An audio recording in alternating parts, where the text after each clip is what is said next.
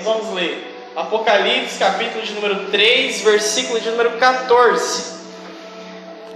Ao anjo da igreja em Laodiceia escreve: estas coisas diz o Amém, a testemunha verdadeira, o princípio da criação de Deus.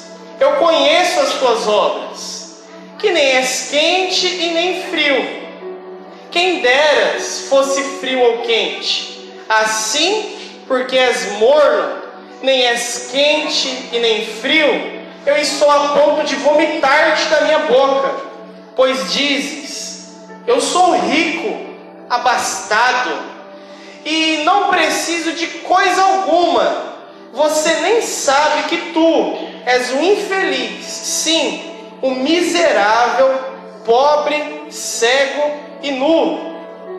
Eu aconselho que de mim você compre ouro refinado pelo fogo, para te enriqueceres as vestiduras brancas para te vestires, a fim de que não seja manifestada a vergonha da tua nudez, colírio para ungires os olhos, a fim de que você veja.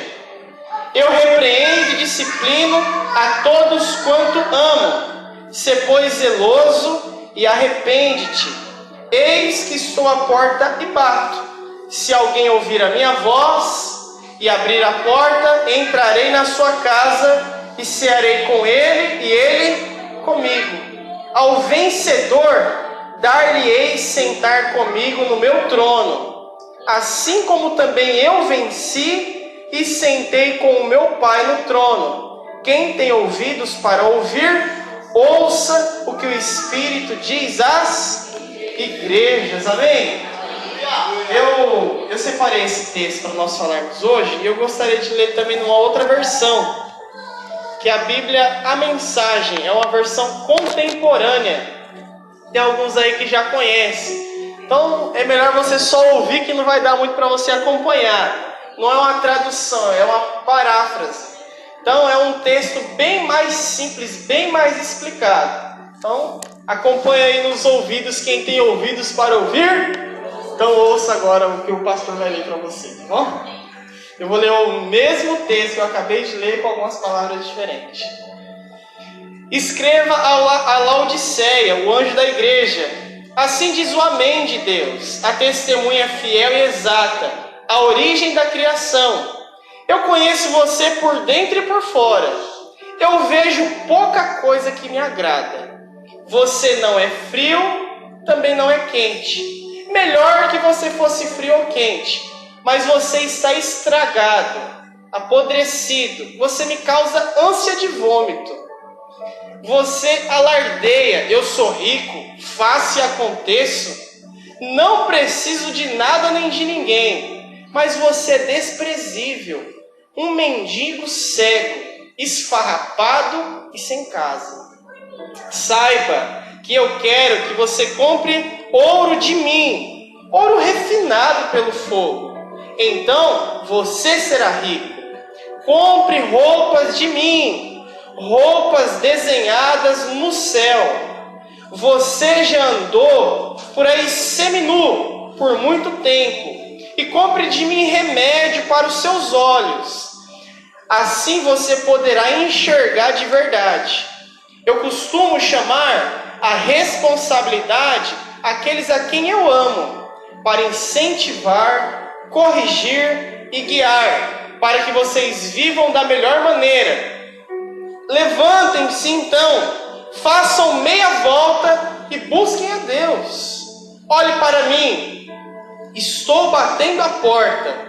Se alguém ouvir o meu chamado, abrir a porta, eu vou entrar e eu vou jantar com você.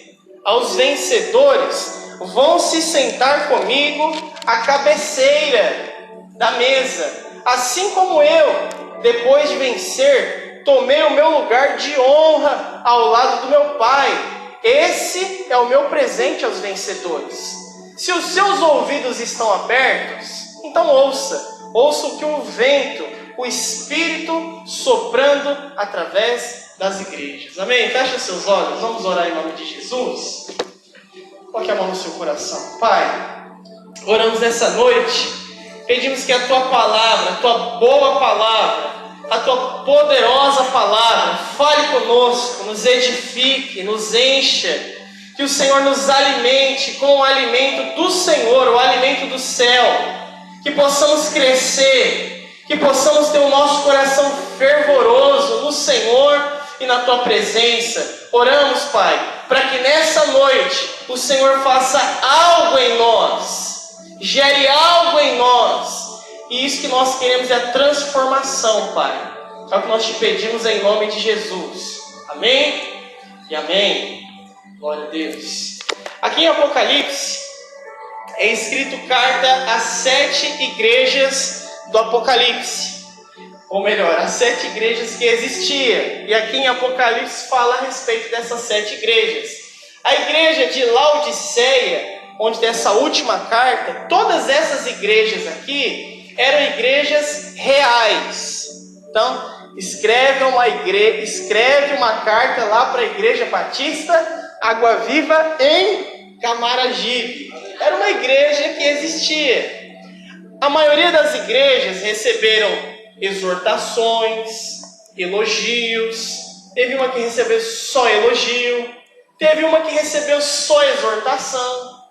Mas essa igreja de Laodiceia talvez tenha sido uma das cartas mais duras que a igreja recebeu. E quem escreveu essa carta foi o apóstolo João.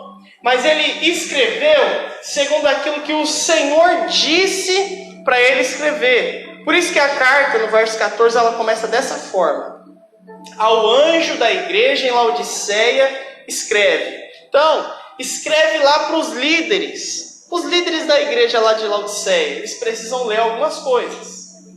Estas coisas diz o Amém, a testemunha fiel e verdadeira, o princípio da criação de Deus. Então quem é o Amém? O princípio da criação, a testemunha fiel e verdadeira, o Senhor Jesus. E ele começa dizendo assim: eu conheço as tuas obras. Algo que nós fazemos e realizamos quando fazemos a obra de Deus, uma coisa nós temos que ter uma certeza: Deus sabe aquilo que nós fazemos, a obra que a gente realiza, o esforço que a gente tem pela obra. Porque o Senhor conhece o nosso coração. Ele sabe aquilo que nós fazemos no dia a dia, o esforço que nós temos, o zelo que nós temos. Ele diz para a igreja de Laodiceia: eu conheço vocês, eu conheço a obra de vocês. Mas olha como ele diz conhecer essa igreja: você não é nem frio e você também não é quente. Quem dera você fosse frio ou você fosse quente. O tempo qual nós vivemos hoje é um tempo de muita mornidão. Não teve nenhuma misericórdia, mas é muita misericórdia. É muita mornidão. Eu estou lendo um livro essa semana, e o nome do livro chama Perseguidos. Fala a respeito da perseguição que os cristãos sofrem mundo afora. E eu estava lendo a respeito da China, Vietnã, Cuba, Laos, Coreia do Norte. Coreia do Norte é o país mais fechado do mundo para o cristianismo. Se você for cristão, é uma sentença de morte. Se você tiver uma literatura na sua casa, você é preso, sua mulher vai ser presa, seus filhos vão ser presos, seu pai vai ser preso, seu avô vai ser preso, porque eles prendem até a 3ª geração. Você fala: pastor, mas isso é antigamente. Não, foi 2010, 2015, hoje. E aí eu fiquei pensando comigo mesmo: por que existe crente, por que existe cristão na Coreia do Norte? Se existe tanta perseguição, se existe tanta dificuldade. E legal que o Wilson mandou uma mensagem no grupo da igreja que meio que reafirmava aquilo que eu já estava lendo e sobre o que eu ia pregar também. A perseguição que existe em alguns países que fazem com que cristãos precisam ser agentes secretos, que eles não podem ter uma Bíblia, que eles não podem dizer que são cristãos nem para o vizinho que está do lado dele. E se ele falar para o vizinho que ele é cristão, o vizinho vai lá, dedura ele, ganha lá um trocado a mais e aquele camarada vai ser preso. Ele vai ficar em campo de concentração, de trabalho forçado durante anos. E eu fico pensando, o que faz o missionário com um país desse? Ou o que faz alguém arriscar a própria vida para continuar servindo o Senhor em países como esse? E alguns países, isso aí eu estou falando de país que é fechado. E esses países, eles não têm nenhuma religião. Eles se declaram ateus. E dizem que qualquer religião destrói o país. Por isso que lá, não é porque existe uma outra religião. Não é como no Oriente Médio, que existe lá os islâmicos, a religião islâmica, que lá eles servem a Alá. Eles têm a religião deles. Então lá, se você for cristão, você morre porque a religião de lá é maior. E o que me intriga são que crentes como esse, eu tenho certeza que eles não receberiam uma carta dessa do Senhor. Eles não receberiam uma carta dizendo assim: eu conheço vocês, só que vocês não são nem quente e nem frio. Vocês são mornos. Você acha que um cristão que vive num país como esse, ele tem um coração morno? Não. Lá ou ele vai ser frio, ou ele vai ser quente. Porque ninguém, irmãos, debaixo de uma grande perseguição, debaixo de uma grande luta, continua defendendo a fé que crê. Então, nesse livro que eu estou lendo, ele conta testemunhos reais que saem nos jornais pelo mundo, de pessoas que foram presas, de pessoas que conseguiram fugir de países como esse. Conta o que elas passaram lá dentro.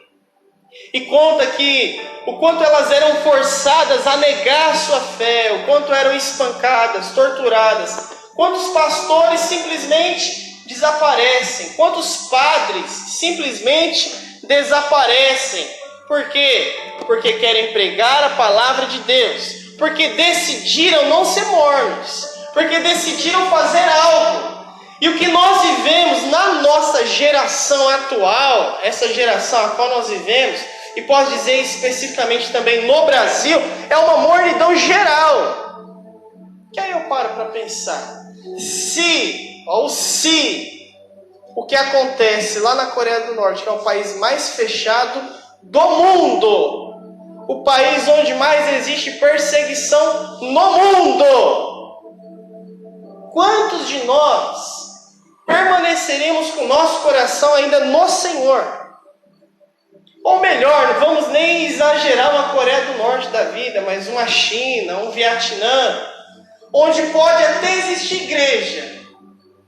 Tinha um país que eu estava lendo lá, agora eu não identifico se era o Vietnã, se era o Laos, e tinha 5 igrejas na capital. 5 igrejas, né, tem quase na rua ali, irmão.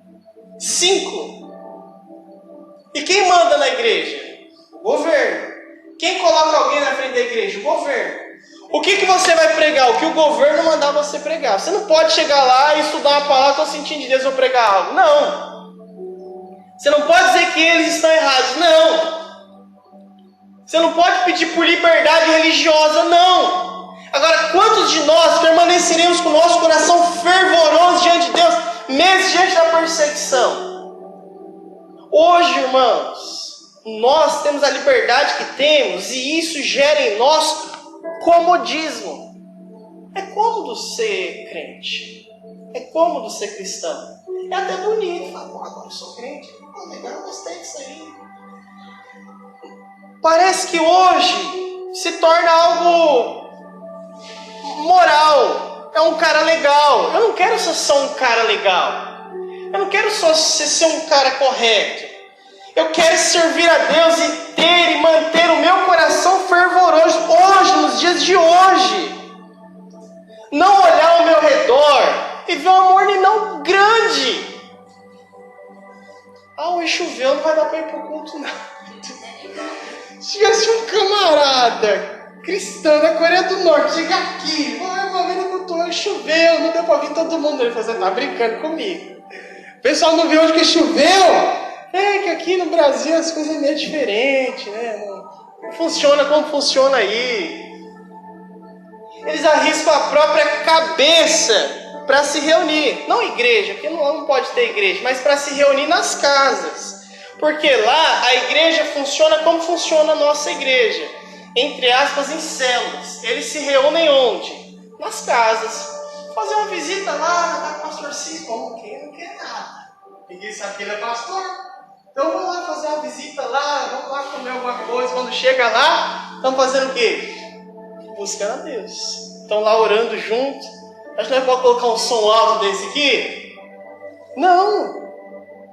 Você acha que todo mundo pode saber que tem a Bíblia? Não. Onde que está a Bíblia?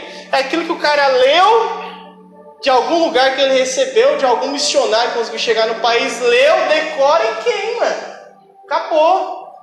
A Bíblia, como diz em Coríntios, são as cartas vivas de Deus. E eu fiquei muito impactado com a história de diversas pessoas. Só nesses últimos 3 dias eu tinha lido pelo menos uns 50 testemunhos de pessoas diferentes. Tinha de um jovem que ele era da Coreia do Norte, mas ele foi estudar na China lá, ele teve contato, porque a China, por mais que seja um país ainda muito fechado para o cristianismo, é o lugar onde o cristianismo mais cresce no mundo.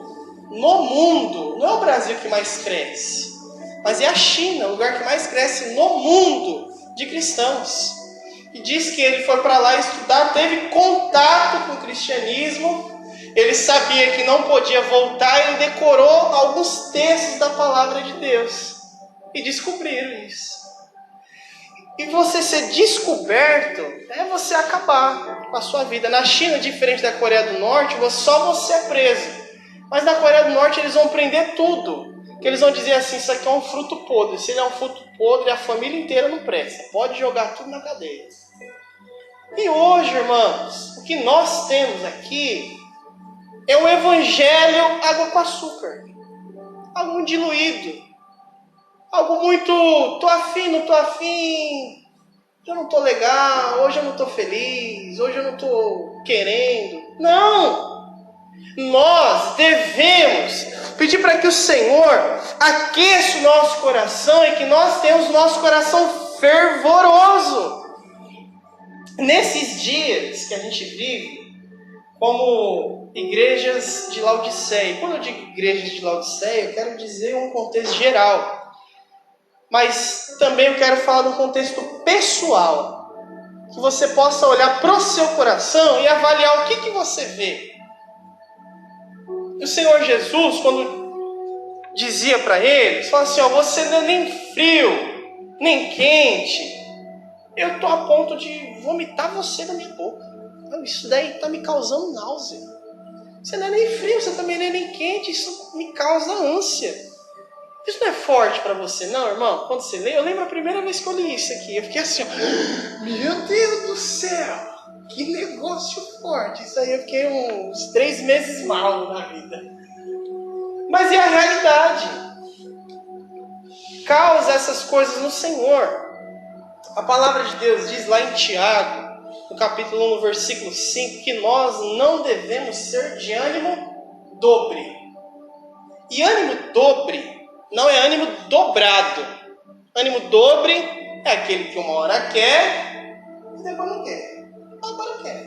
Agora eu não quero mais. Tiago diz, não sejam de ânimo dobre. Domingo, quando eu estava aqui falando a respeito de Elias, lá no Monte Carmelo, quando reúne toda Israel, ele olha para o povo de Israel e diz assim, até quando vocês vão ficar cocheando em 2 pensamentos? Se o Senhor é Deus, então sirva. Se Baal é Deus, então sirva. Agora não fique aí cocheando em 2 pensamentos. Não fique andando em cima do muro. Aí, Elias já estava falando mais ou menos a respeito do que o Senhor falou em Apocalipse. Você seja logo frio de uma vez, vai logo servir Baal, vai logo para o mundo de uma vez. Ou sirva a Deus, mas o sirva de coração. Ame o Senhor, busque o Senhor, clame o Senhor. Josué, no último capítulo de Josué, se eu não me engano, é capítulo 24, ele diz assim, vocês eu não sei a quem vocês vão servir, mas eu e minha casa, nós serviremos ao Senhor. Eu não sei quem você decidiu servir, Mas digo para você, decida servir o Senhor. Aí tem gente que diz assim, mas eu não sou frio. Aquele camarada, pegar um exemplo da pessoa, né? Aquela pessoa é toda errada da vida. Não, eu também não sou assim, não estou tão mal. E às vezes nós queremos comparar nossa vida espiritual a quem? A quem está bem mal lá. Não estou tão ruim assim também, não. Eu não estou fazendo essas coisas também, não. Mas eu devo colocar minha vida a comparar num padrão maior, para que eu avance, para que eu cresça. É a famosa geração cinza. Ele não é preto, mas também é branco. Ele está lá, né? Depende, é um camaleão. Tem hora que ele está meio pro lado preto, tem hora que ele está meio pro branco, mas ele está lá no cinza. Ele está lá no meio do caminho. E essa igreja de Laodiceia, que era uma igreja morna, que diante da perseguição que a igreja estava sofrendo naquele período, o que é uma igreja morna diante de uma perseguição? Pode ser que muitos fugiam, podia ser que muitos negavam ao Senhor, podia ser que muitos deixavam de servir a Deus. Essa era a igreja de Laodiceia. Essa igreja, além de tudo, ela dizia assim, verso de número 17: eu sou rico e abastado, eu não preciso de nada. E o Senhor fala para ele, você não sabe, você é um infeliz, sim, um miserável, pobre, cego e nu. Aquela igreja, a igreja de Laodiceia, eles se achavam muito autossuficientes, porque era uma igreja que tinha muito dinheiro. Sou rico, de nada, rico e abastado. E o Senhor fala, você não sabe, na verdade você é um infeliz, um miserável, pobre, cego e nu. É isso que ele disse para a igreja de Laodiceia, quando a igreja de Laodiceia, além de ser aquela igreja morna, é uma igreja que se achava autossuficiente, não precisa de Deus, entre aspas. Preciso, hoje eu não tenho necessidade não, preciso de coisa nenhuma, eu estou abastado, suficientemente bem. Por isso que a palavra de Deus diz que é mais fácil um camelo passar pelo fundo de uma agulha do que um rico entrar no reino do céu. Isso não significa que rico não pode ser salvo. Não significa que todo pobre vai ser salvo. Mas geralmente o rico, sendo autossuficiente, não precisa de nada. Não precisa de ninguém. Não precisa de mim mesmo. Sou rico e abastado, de nada eu tenho falta. E de nada eu preciso. Olha aqui para mim, irmã. Entenda uma coisa. Você não só quer Deus, mas você precisa de Deus. Porque quando você pensa da seguinte forma, eu quero Deus. Quem quer pode ser que uma hora não quer mais. Quem quer pode ser que amanhã queira outra coisa. Quem quer hoje pode ser que amanhã não queira mais. Mas quem precisa, não tem opção. Quem precisa, precisa. E a gente tem que entender a necessidade que nós temos do Senhor. A necessidade do Senhor nas nossas vidas. Que sem Ele você não pode. Sem Ele você não é. E sem Ele você não consegue nada. Você precisa de Deus. Ah, pastor, isso é muito óbvio. Pode parecer óbvio. Mas no nosso dia a dia parece que as nossas ações mostram outras coisas. Você precisa do Senhor hoje, amanhã, depois e viva como quem depende dele. E é o que às vezes eu falo. Tudo que a gente quer na vida, irmão, é não ter que depender de ninguém. E a gente sempre diz isso. Não, eu quero ser uma pessoa bem, eu não quero depender de ninguém. Só que esse não depender de ninguém, ele quer incluir até Deus no meio. Não, Deus me livre, tem que depender de Deus. Eu vou ter que orar, será que Deus vai dar? Não. Eu mesmo tenho que me virar, eu dependo de mim mesmo e só. Aprenda, irmão, que a vida a qual nós vivemos deve ser uma vida de dependência de Deus. Eu preciso depender do Senhor. E não ser uma pessoa autossuficiente. E não ser uma pessoa, como disse a igreja de Laodiceia, eu sou rico, abastado, não precisa de nada. Quem não precisa de nada, não precisa de nada. Pelo menos acha que não precisa de nada. E o Senhor olha, né, escreve naquela carta, eu imagino assim, né, fala assim: vocês nem perceberam, vocês acham que vocês não precisam de nada. Na verdade, vocês são infelizes. Vocês são miseráveis, pobre, cego e nu. E vocês estão achando que vocês têm tudo. Na verdade, vocês não têm nem o que vestir. Vocês não têm nada. E quando nós achamos, irmãos, que nós não precisamos do Senhor, não precisamos depender de Deus na nossa vida e no nosso dia a dia, na verdade, o que nós precisamos? Aí sim que nós precisamos do Senhor. Porque senão aí nós nos constituiríamos como o quê? Como não preciso de nada, não preciso de ninguém. Não, eu preciso. Preciso muito, preciso hoje. Uma outra coisa que ele disse a essa igreja, além de que eles eram infelizes, miseráveis e pobres, vocês são muito cegos. Meu Deus, irmãos, que carta dura! Que carta dura essa igreja recebeu. Vocês não têm tudo, pelo contrário, vocês são cegos. E esse cego, irmão, a qual nós precisamos avaliar, não é o cego literal, obviamente, mas é o cego espiritual. Aquele que não vê Deus em nada, que não vê o espiritual em nada. A palavra de Deus diz assim para nós: reconheça o Senhor em todos os seus caminhos. Provérbios capítulo de número 3. Eu devo reconhecer o Senhor em todos os meus caminhos. Mas as coisas começam a acontecer na minha vida e eu não vejo que é o Senhor. Não vejo por quê? Eu estou cego. Eu começo a olhar as coisas acontecendo, o maligno agindo, e eu não consigo perceber, porque eu estou cego. Vendo, porém cego. E o que a gente deve pedir, irmãos? Olha aqui para mim. Senhor, abre os meus olhos espirituais para que eu veja, para que eu enxergue. Às vezes eu não vejo o agir do mal tentando acabar comigo, tentando tirar o meu fervor, tentando acabar com a minha vida espiritual, e eu não percebo nada, não. É assim mesmo, as coisas acontecem. Não, Senhor, abra os meus olhos, mostre-me o caminho. Eu estou aqui perdido como cego em tiroteio e não estou vendo as coisas acontecerem. E o tempo está passando. O tempo se acabando. E eu preciso o quê? Senhor, abra os meus olhos. Abra os meus olhos.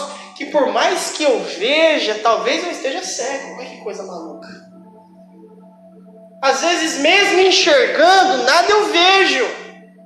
E digo, não. Eu não preciso de nada. Eu estou abastado. Eu tudo tenho. E o Senhor fala, você não percebeu, você é cego. Você não está enxergando as coisas à sua volta. Você não está percebendo o que acontece ao seu redor, na sua vida, na sua casa, no seu lar. Nada você vê. Porque quando nós vemos, algo nós fazemos. Porque quando nós vemos, nós agimos. Agora, quando a gente fica cego, a gente fica tateando pelo caminho, tentando andar, se apoiando nas coisas, tentando encontrar o caminho. Eu devo pedir ao Senhor, Senhor, além de ter um coração fervoroso no Senhor, além do Senhor mostrar que eu posso ter tudo, não tendo o Senhor, sou pobre, e o Senhor colocar no meu coração uma dependência maior do Senhor, eu peço que abra os meus olhos, Abra os seus olhos espirituais para que você veja, para que você enxergue o caminho pelo qual você deve andar. Às vezes você está aí, irmão, servindo a Deus já há um tempo, e durante o caminho parece que você não está vendo as coisas direito. Por isso que um pouco mais à frente no texto ele fala assim: compre colírio para os seus olhos, que você possa ver de verdade. Outra coisa que ele diz, além de falar que eles eram infelizes, miserável, pobre, cego e nu, pobre, cego, fala assim: vocês são nu. Vocês não têm nem o que vestir. E vocês estão achando que vocês estão abalando. Vocês estão achando que vocês têm tudo. Vocês não falta nada. Falta tudo para vocês. Vocês não têm nem o que vestir. Vocês são nu para mim. Aí você para pensar. Se eles diziam ser ricos, será que eles andavam nu? O Senhor falava que eles estavam nu? Não. Óbvio que essa roupa também não é uma roupa literal. Não é a roupa que nós vestimos que o Senhor está falando. Não é a roupa que nós colocamos no nosso dia a dia que o Senhor está falando. Mas a roupa a qual Ele está falando são essas vestimentas espirituais. Deixa aberto esse texto aqui. Vá comigo lá em Apocalipse, capítulo de número 19. Versículo de número 8.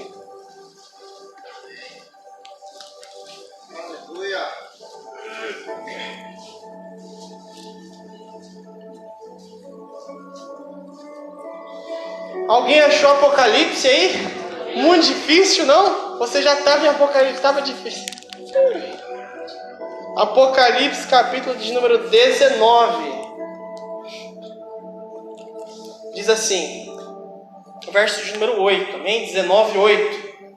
Pois lhe foi dado vestir-se de linho finíssimo e resplandecente e puro, porque o linho finíssimo são os atos de justiça dos santos. Agora eu vou ler um outro texto, está lá em Gálatas. Se você for bem rapidinho, eu espero você. Gálatas 3, 27. Gálatas é depois de 2 Coríntios e antes de Efésios. 3, 27. Quem achou, amém? Quem não achou, vai acompanhando. Diz assim. Vamos ler o 26 primeiro. Pois todos vós sois filhos de Deus, mediante a fé em Cristo Jesus.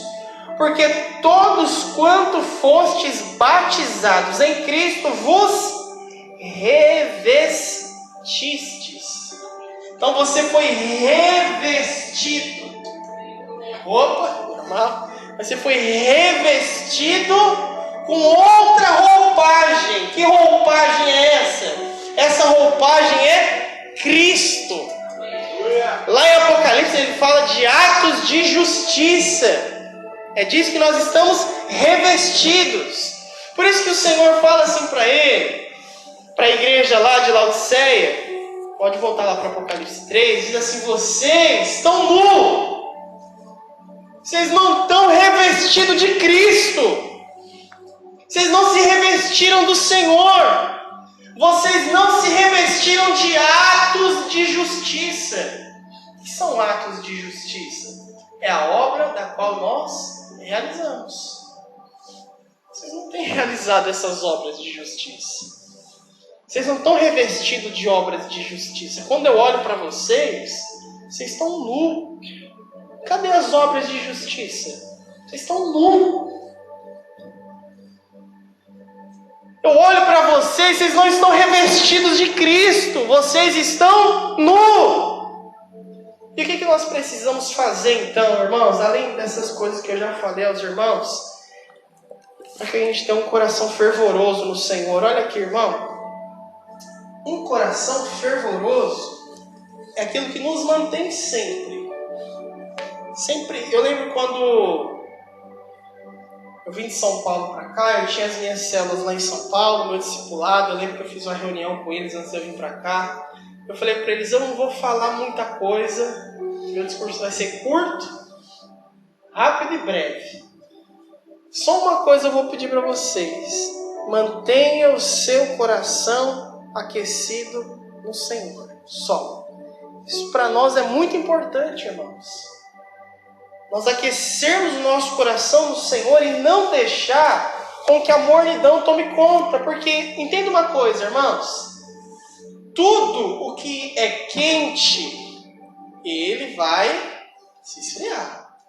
Seja um fogo, se ele não tiver um combustível, ele apaga. Se a fogueira que está acesa não tiver alimento ali para ela, alguma coisa para queimar, ela vai se apagar. Se a água que você ferve, ela está muito quente, a tendência dela vai ser esfriar. Porque tudo o que não é mantido, alimentado de alguma forma, a temperatura dele cai. Assim somos nós também. Você, talvez já muito fervoroso de coração no Senhor, a temperatura estava lá no alto. Olha o que ela foi acontecendo. Naturalmente. Não vou alimentar muito esse fogo hoje não. Não vou aquecer muito meu coração hoje não. E ela vai como? Vai esfriando. Vai esfriando. Ela não chegou a ficar gelada. Não. Ela não chegou a ficar gelada, mas ela ficou morna. Agora ela já não está mais quente. Ela também não chegou a ficar gelada, mas ela ficou morna. Isso não alegra o coração de Deus. O Senhor quer que nós reaquecemos o coração. O Senhor quer que nós reaquecemos o nosso coração. E como, irmãos? Nós vamos reaquecer o nosso coração. Primeiro, capítulo 3, versículo 18. Diz assim: aconselho-te que de mim compre ouro refinado para te enriquecer. Só até aqui por enquanto. A primeira coisa que ele fala que a igreja de Laodiceia precisa fazer. Primeira coisa que vocês têm que fazer: compre de mim ouro refinado pelo fogo. Mas é um ouro de verdade. Talvez já tenha dito os irmãos aqui, esses tipos de metais, como ouro, prata, bronze, a forma deles serem purificados é através do fogo.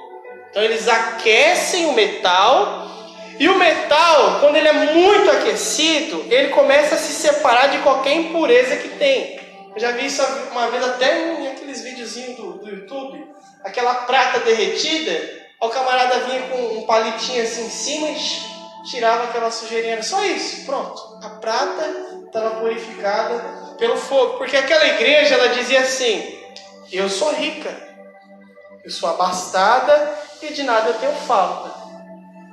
O Senhor falou assim: na verdade vocês são pobres, cegos, nus, miseráveis, infelizes. O que vocês precisam fazer é comprar de mim ouro. Ouro, mas ouro refinado, algo que realmente tem valor. A palavra de Deus diz em Coríntios que nós, um dia, seremos julgados no Senhor. Ele também não só nos julgará, mas julgará as nossas obras. E como será o julgamento das nossas obras? Ela será julgada pelo fogo. Então, aqueles a quais as suas obras são madeira, palha e feno, vai vir o fogo e sobra nada, irmão. Mas aquele que tem ouro, prata e pedras preciosas, quando vem o fogo, o que acontece?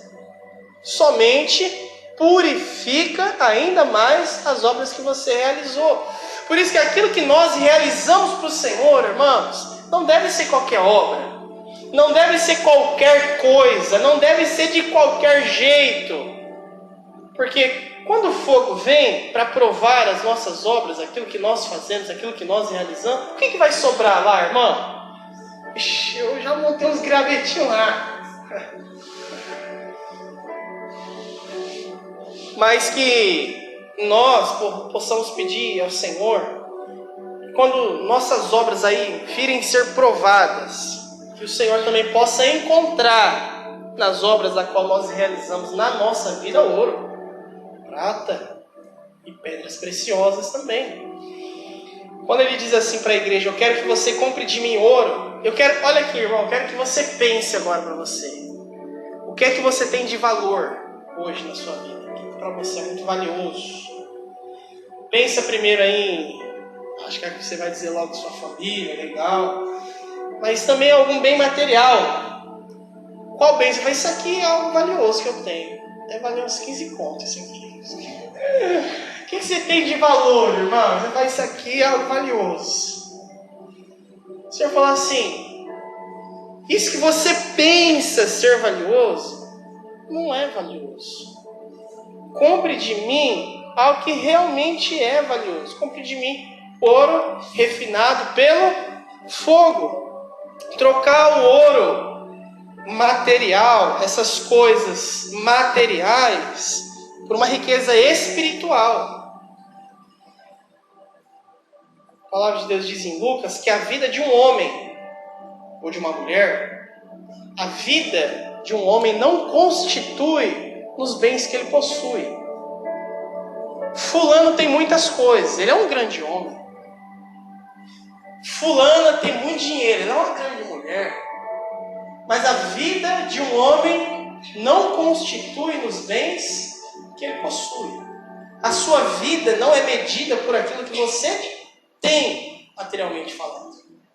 Mas, o que ele quer que nós façamos? Compremos dele ouro refinado. Ouro refinado pelo fogo. Que a gente possamos buscar no Senhor o que realmente tem valor. Por isso, dá uma cutucadinha assim nesse irmão. Meu irmão, busque no Senhor. Não, falhou assim. Meu irmão, busque no Senhor o que realmente tem valor. Busque no Senhor o que realmente tem valor. Porque qualquer coisa que nós temos vai acabar. E se acaba. Mas aquilo que nós temos no Senhor, isso permanece para sempre. E depois que ele diz que compremos dele ouro refinado, ele diz assim também. Eu quero que você compre também vestiduras brancas, a fim de que não seja manifesta a vergonha da sua nudez. Então, assim, você está nu, você não tem nem obras de justiça. Busque de mim vestiduras brancas. A brancura fala do que para você, irmão? Hã?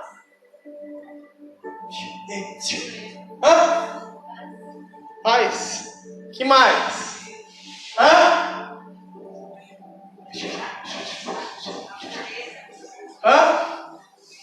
Pureza, isso aí, pureza, limpeza, né? Algo puro, algo limpo.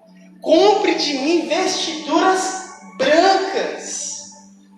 O Senhor fala de nós nos revestirmos de pureza, de nos revestirmos de santidade, de buscar no Senhor ser santo, buscar no Senhor a santidade.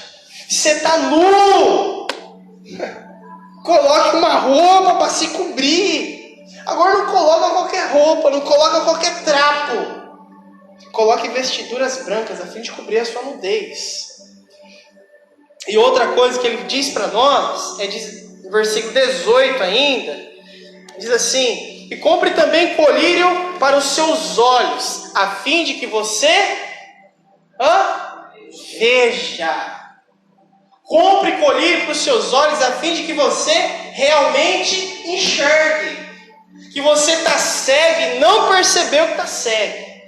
Compre um remédio para os seus olhos, para você voltar a enxergar. E essas coisas nós encontramos no Senhor. Senhor, abre os meus olhos, cura os meus olhos, limpa os meus olhos.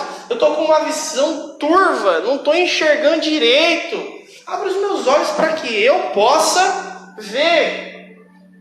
E um versículo que muito conhecido dos irmãos, o versículo de número 20, antes do versículo de número 19, ele diz assim, eu repreendo e disciplino a todos quanto eu amo. Ser, pois, zeloso e arrepende. Só isso aqui já resolveu a nossa vida. Ele diz assim: eu estou repreendendo vocês, Laodiceia. Sabe por quê? Porque eu amo vocês. Eu repreendo aquele que ama. Seja zeloso, Laodiceia. Se arrepende. Isso seja para nós também. O Senhor disciplina aquele a quem Ele ama. Ele fala assim: seja zeloso. Seja zeloso. Se arrependa. Ele diz assim: eu estou à porta, verso 20, bato. Se alguém ouvir e abrir, eu vou entrar, cear com ele e ele comigo.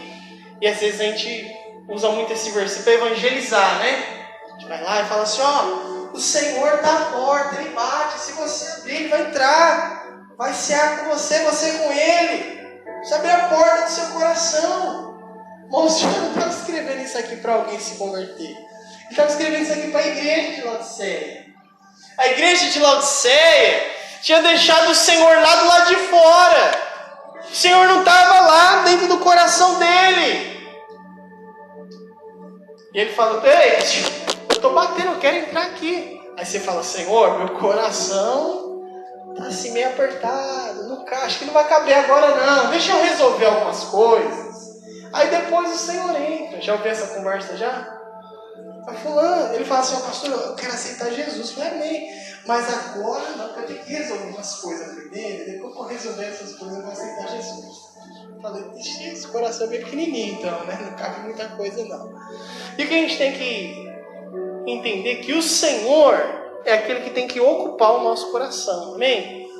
O Senhor precisa ocupar todos os espaços do nosso coração. Que Ele seja no nosso coração e lá no nosso coração Ele reine também. Amém? Glória a Deus, vamos nos colocar de pé em nome de Jesus.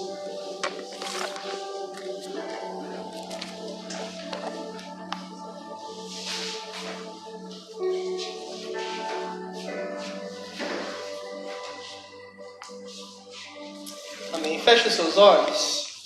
Em nome de Jesus, nós vamos adorar o Senhor. Coloque a mão no seu coração, em nome de Jesus.